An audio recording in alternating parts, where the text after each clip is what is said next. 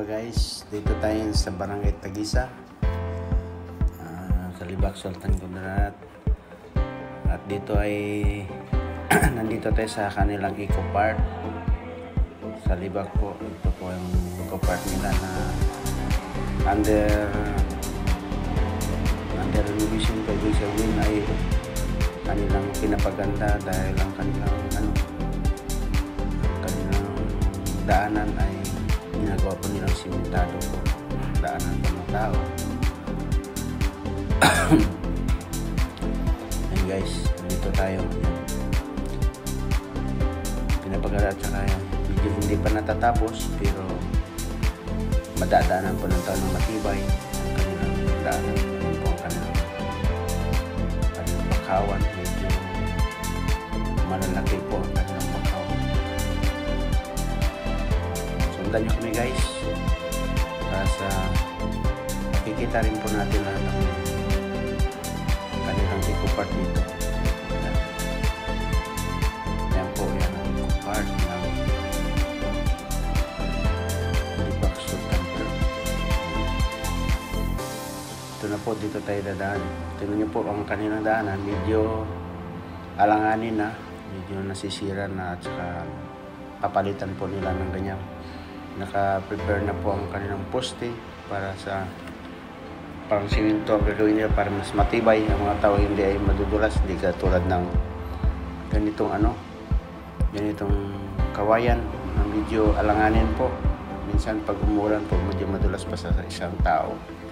Yan po guys, yan. Tuloy-tuloy po tayo sa pagtingin na yan. Malalaki po ang bakaw. Medyo tahimik po dahil walang tao eh. Yan.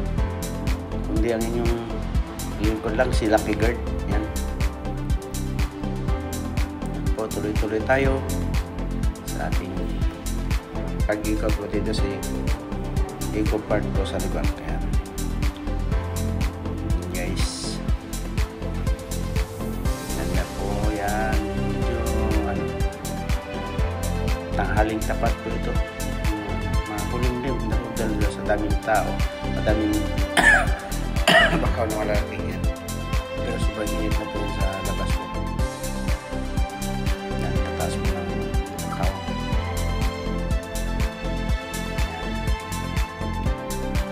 Yan guys, malaki. Tuloy tanong tayo guys para makita ninyo. Yan.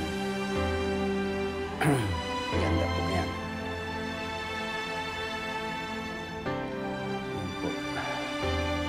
Ang laki ng mga bakaw.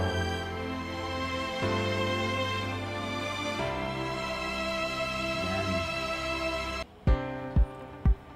Tuloy-tuloy lang po tayo sa ating paglalakbay at paglalakad. Ito na po yung dadaanan na kawayan. Dahil kanilang naayos itong kabilang daan. Pasiminto po. Ito yung ang pansamanang daanan ng tao. Medyo delikado po. Kaya pag umulan, bihira pong pumunta dito. Dahil madulas yan. Tuloy-tuloy yan hanggang doon sa abot natin yung sa pinakadulo po maabot natin yung kanilang beach. Parang tinatawag natin yung ito, Virgin part po ito ng Libak. Hindi pa masyadong naayos kasi kailangan tuloy-tuloy pag-ayos ng pagpunta dito. Ginagawa nilang parang siminto po para matibay yan. Ito po ay mahina po temporary lang yata itong kanilang daanan niya. Tuloy-tuloy tayo daan medyo delikado dahil madulas pong uulan ito. Mabuti na lang po ang punta natin dito hindi umulan at saka tirik na tirik ang araw sa labas. Pero kung mataas ang mga kahoy, mga bakaw po ay hindi masyadong mainit araw. Yan. Tuloy-tuloy lang guys. Sundan lang kami. Ito lang guys, yan. Yan po ang mga bakaw nila. Medyo lumalaki ng gusto. Yan guys. Ganda ng kanilang daanan. Medyo mahina ang kapit dahil ang kawain nila ay ayusin pa.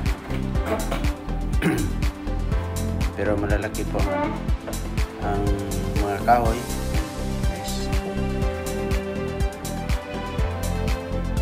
Ito, pinakadulo nito guys ay pinaka-aabot tayo dun sa kanilang beds. Pero kung wala masyadong tao dahil ang daanan na yan, peligro dahil medyo alanganin dahil parang nasisira. Pero okay naman po, ligtas naman po basta kumapit ka lang. Kumapit ka lang.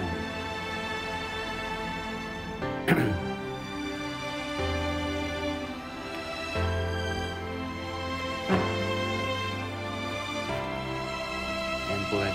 Kaya nagdudoble po kay sira ng isang daan. Ang daan dati ay yan, nasira na, kaya ito bilang pangsamantalang daan ito dahil ayusin po nila yan. Tuloy-tuloy po.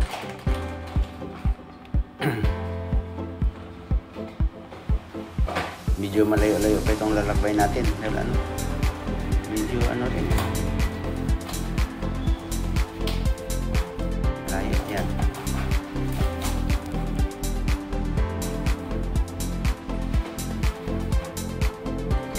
Layo masyado.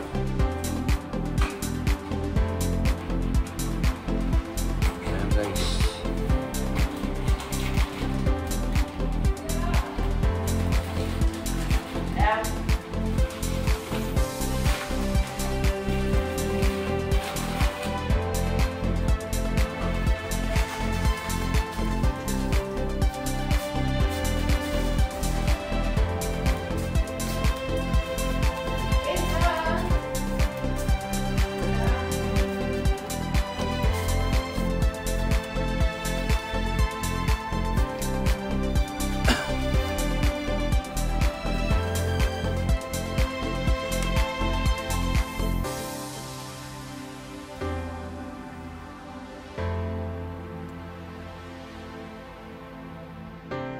guys, yan, tuloy-tuloy lang po. Medyo layo kasi. Pero yun po yung kanila medyo delikado po. Kaya naayos nila. Under reconstruction. Hanggang mabot ito, gagawin yung simento po.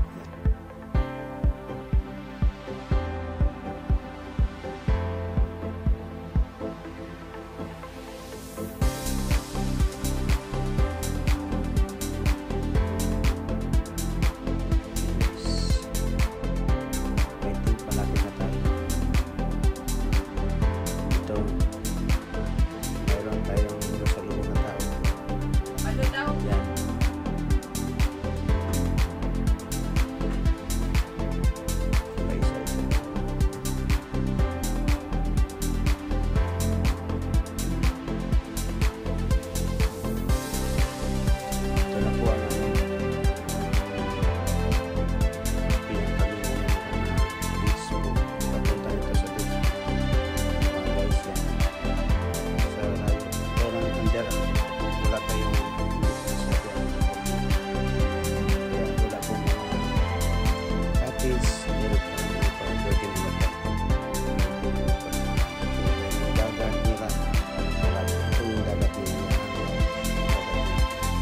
Guys, hanggang dito na lamang. Maraming salamat.